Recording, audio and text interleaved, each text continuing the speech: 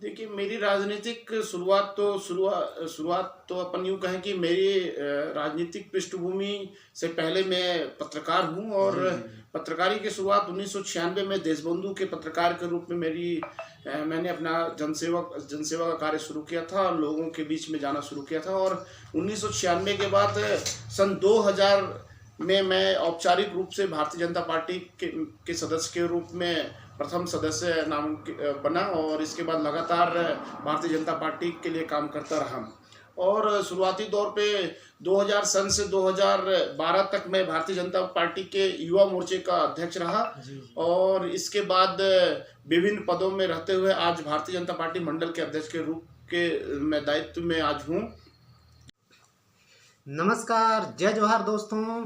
आप सबों को आज एक ऐसी शख्सियत के पास दोस्तों आज हम पहली बार हमारे man part Bharatiya Janata party के मंडल अध्यक्ष जी के मैं सामने बैठा हूं और मुझे बहुत खुशी हो रही है कि ये मुझे आज ये पहली बार मेरे YouTube चैनल में मौका दिए हैं, अवसर दिए हैं। तो आज मैं इनके विषय में थोड़ा सा बताना चाहूँगा दोस्तों आप सबों को कि ये आज से ही नहीं, बहुत पहले से दोस्तों, ये जब मैन पार्ट क्षेत्र में दूर दूर तक कहीं पर भी भारतीय जनता पार्टी की झंडा तक दिखाई नहीं दे रही थी, उस समय वैसे स्थिति में महाराज जी पार्टी में बने रहे, डटे रहे। तो इनको बहुत बहुत धन्यवाद देते हैं। अगर दूसरा कोई जनसेवक रहते तो आज पार्टी छोड़कर चले गए होते, लेकिन इन्होंने अपना धैर्यता, अपना व्यवहारता से बने रहे। तो बहुत बहुत धन्यवाद है महाराज जी आपका हमारे YouTube चैनल में। धन्यवाद नागेश जी। और सबसे पहले तो आप महाराज जी, मैं हमारे भाई लोग ये कहेंगे कि एक जनसेवक नेता हैं और महाराज जी क्यों कह रहे हैं, तो महाराज जी कह के मैं इसलिए संबोधित कर रहा हूँ क्योंकि इनके पिताजी हैं, पिताश्री, जिनको हम लोग बड़े बड़े धार्मिक कार्यक्रम में पूजा अर्चना करवाते हैं। तो ये हमारे लिए जाहिर सी बात भाई भी हैं, बड़े भैया भी हैं और हमारे प्रेरणा स्रोत।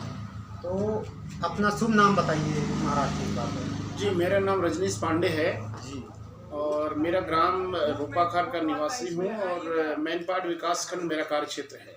जी जी।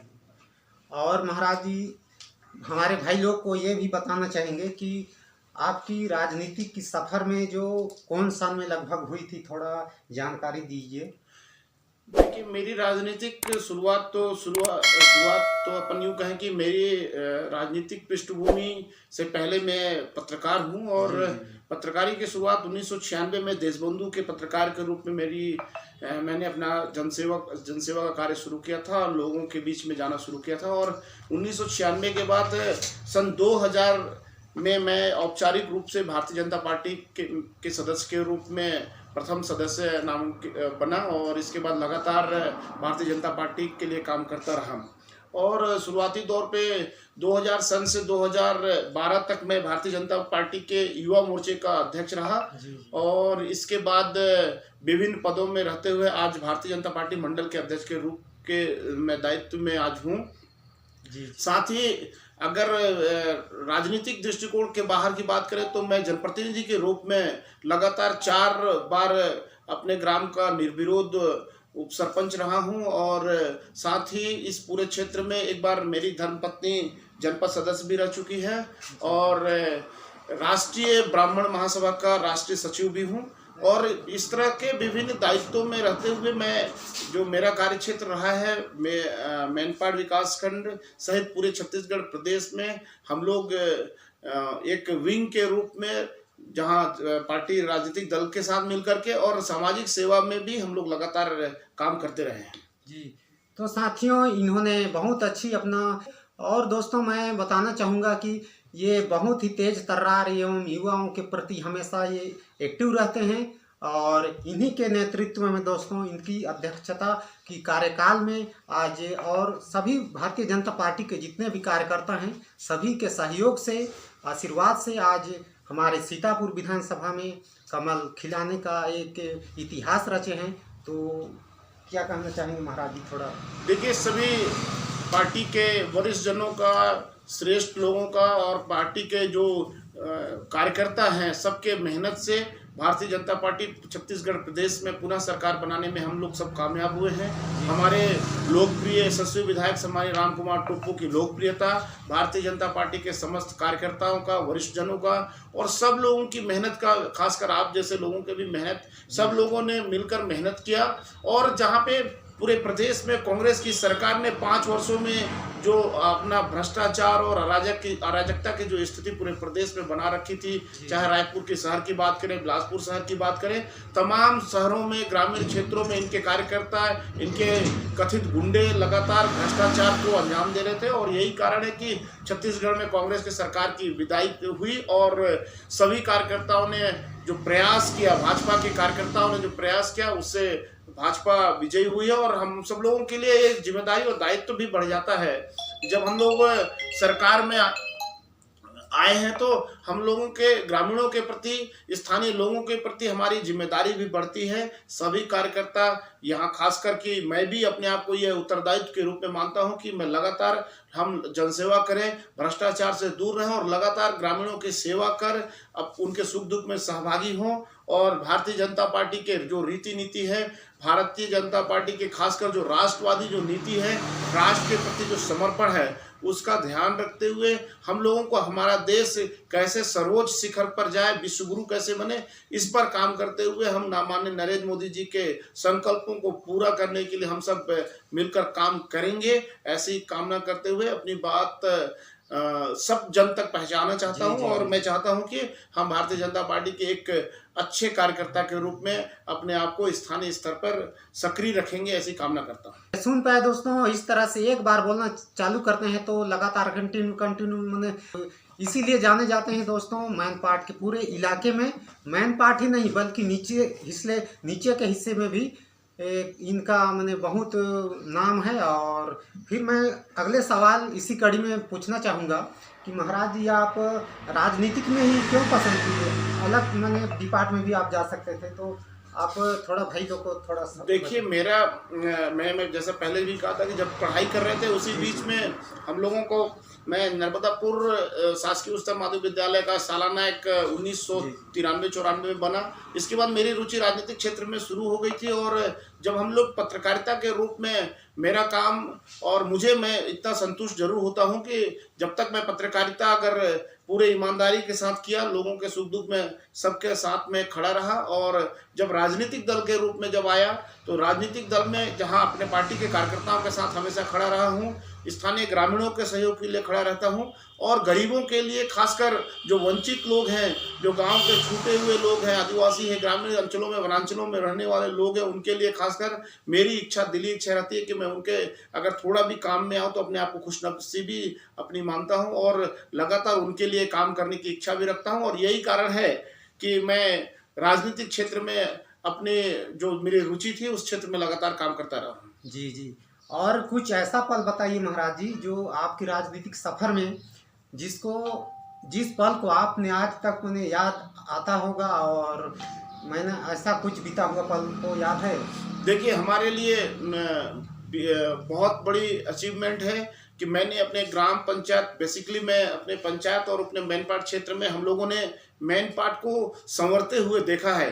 बहुत लोगों को याद होगा 2000 सन के पहले तक मैनपाट को कोई नहीं जानता था। और हम लोग 2010-11 तक जब हमारी डॉक्टर रमन सिंह की सरकार थी, हम लोगों ने मैनपाट क्षेत्र के विकास के लिए जब काम करना शुरू किया, डॉक्टर रमन सिंह के सरकार के सौजन्य से, हमारी जो भाजपा की सरकार थी उन्होंने जो मैनपाट के विकास के लिए जो काम करना शुरू किया, हम लोगों के लिए बहुत ही सब लोगों को देखने से महसूस होता है कि मैनपाट में लगातार उत्तरोत्तर विकास हुआ है। कर्मा रिसोर्ट की बात करें, सैला रिसोर्ट की बात करें, पर्यटन स्थलों के विकास की बात करें, ग्रामीण अंचलों में जो सड़कें नहीं थे, सड़कों के विकास की बात करें, मैनपाट से दरिमा मार्ग की बात करें, काराबेल से मैनपाट की मार्ग की बात करें, चाहे हम कमलेश्वरपुर रोपाखार से होकर के सरवंजा तक की सड़क की बात करें, और तमाम तरह के पेट घाट की सड़क की शुरुआत हम लोगों ने की है, कॉलेज निर्माण की बात हम लोगों ने शुरू की है, और तमाम तरह के काम, पॉलिटेक्निक कॉलेज हमारे समय में खुला। और अगर हम काम गिनाने लगे तो ऐसे सैकड़ों काम हैं जो मैनपाट की धरती पर हम लोगों के सामने हुए हैं, और उसमें हम लोगों की थोड़ी बहुत सहभागिता रही, ये मुझे इसका गर्व भी होता है। जी। और अंतिम जाते जाते मैं आपसे एक फिर सवाल पूछना चाहूँगा कि आपकी जो कार्यकाल अध्यक्षता में हम लोगों ने बहुत ऐसे देखे हैं कि जहाँ जहाँ पर आपकी वोट परसेंटेज बहुत कम थी, वहाँ पर भी आज मैंने आदमी एक्टिव हो रहे हैं, आदमी की रुझान मैंने आपकी बीजेपी की ओर आ रही है। तो उन लोगों को कुछ बधाई देना चाहेंगे? देखिए, देश का भविष्य भाजपा की ओर है। जी। भाजपा ने अगर हमको भारत को बचाना होगा, भारत की अखंडता को अगर संप्रभु रखना है, तो हमको भारतीय जनता पार्टी के साथ जुड़ना होगा। ये देश की तरुणाई समझती है, जहां पूरे देश के लोग भारतीय जनता पार्टी से जुड़ने को आतुर हैं। मैनपाट का भी बनिस्बत यही हाल है। जब हमारे पूरे मैनपाट क्षेत्र के ग्रामीण अंचलों में अब युवाओं में भाजपा के प्रति रुझान बढ़ा है, और इसका एक कारण मैं ये मानता हूँ कि जहाँ देश के प्रति लोगों के मन में राष्ट्र भावना जगी है, वहीं जब हमारे क्षेत्र के लोकप्रिय विधायक राम कुमार टोप्पो जी जब फौज की नौकरी छोड़ करके जब उन्होंने राजनीतिक सेवा करने का, राजनीतिक क्षेत्र में आने का जब उन्होंने ऐलान किया और इसके बाद वो विधायक बने, इसके बाद ग्रामीण अंचलों में एक माहौल सा बना हुआ है कि सब लोग चाहते हैं कि राजनीतिक क्षेत्र में जहां लोगों की सेवा की जा सके और अपना भी विकास हो। इस तरह के तमाम बातों को लेकर ग्रामीण क्षेत्रों में युवाओं में उत्साह है, और यही कारण है कि भाजपा धीरे धीरे ग्रामीण क्षेत्रों में खासी मजबूत होती जा रही है। जी महाराज जी, मैं आपको उतना पहले तो नहीं जानता था, लेकिन जब विकसित भारत की यात्रा, संकल्प यात्रा, ये हमारे अस्करा और ये आपके कमलेश्वरपुर के मंच में आपका मैंने संबोधित करते हुए को देखा, सुना, तो बहुत ही आपके ऊपर मुझे लगा कि इनको मैंने एक बार चैनल में लाना चाहिए। तो मेरा आज ये सोच पूरा हुआ, उसके लिए बहुत बहुत धन्यवाद महाराज जी। और बस इतने ही कहना चाहेंगे कि आप लोग दोस्तों आज हमारे मैनपाट मंडल अध्यक्ष जी से रूबरू कराया, और इसी तरह से वीडियो आप लोगों को मिलती रहेगी। दोस्तों हमारे चैनल में पहली बार बने हैं आप लोग तो सब्सक्राइब कर दीजिएगा। और महाराज जी का आज खास दिन है, तो थोड़ा महाराज जी आप ही बता दीजिए। आज मेरे बीच में मेरे छोटे भाई नागेश जी आए। ये वनांचल क्षेत्र के रहने वाले लोग हैं और ये बहुत प्रतिभाशाली हैं। ग्रामीण अंचलों में इस तरह के जो काम करने वाले यूट्यूबर हैं, और हमारे भाई जो नागेश जी हैं बहुत ही ऊर्जावान हैं, और मैं इनके सहयोग के लिए हमेशा खड़ा रहूँगा। साथ ही मेरा आज जन्मदिन भी है, और भारतीय जनता पार्टी के स्थापना अवसर पर मैं आप सभी को बहुत बहुत शुभकामनाएं, बधाई देता हूं। साथ ही जिन श्रेष्ठ जनों ने, जिन वरिष्ठ जनों ने, मित्रों ने, दोस्तों ने, छोटे भाइयों ने, भतीजों ने मुझे जन्मदिन की बधाइयाँ दी हैं, उनका हृदय से आभार व्यक्त करता हूं, उनका अभिनंदन करता हूं, उनको बारंबार प्रणाम करता हूं, और इसी तरह आप सबका स्नेह बना रहे, ऐसी कामना करता हूं। महाराज जी हमारा वीडियो देखने वालों की ओर से आपको बहुत बहुत गाढ़ा झारा एकदम बधाई हो। आपकी करते रहें, हम कामना करते हैं आप बहुत आगे जाएं। और बस आज की वीडियो को दोस्तों यहीं पर एंड करते हैं, और फिर अगली वीडियो में मुलाकात होगी। आज इतना समय नहीं हम लोगों के पास, नहीं तो महाराज जी से और चर्चाएं करेंगे। और बस तब तक के लिए इतने ही। आज के लिए बहुत बहुत धन्यवाद महाराज जी, आपने इतनी कीमती समय दिए हमारे लिए।